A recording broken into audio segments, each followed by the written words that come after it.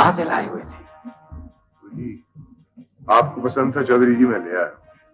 शाबाशी जवान, शाबाशी। देख यकूब, इसको कहते हैं मर्द। तो क्या नाम बताया था तूने अपना? दिलावर चौधरी। वो वाकई दिलावर है। जीदार की यही शान है, जो चीज हाथ ना आए उसे बढ़कर छीन लो।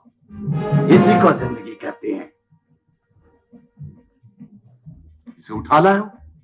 जी चौधरी, अगर दिलावर। आप कर दो शुरू अपनी तकरीर, पढ़ाओ उसे कानून के सबक। तुझे शहर ने मार दिया है यकूब। तू हशमत खां का नहीं, इस शहर का बेटा है। बुज़दिल, ड्रग्गल। मांग जवान, क्या चाहिए?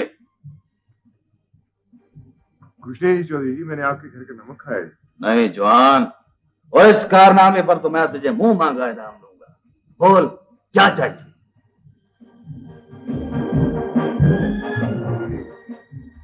पिस्तौल दे चौधरी। ये पिस्तौल? ये तो कोई इनाम ना हुआ जवान। और मैं तो इस शहजादे के लिए उसे 20,000 दे रहा था। ये पिस्तौल तो कोई 1000-1200 का होगा। यही चाहिए चौधरी।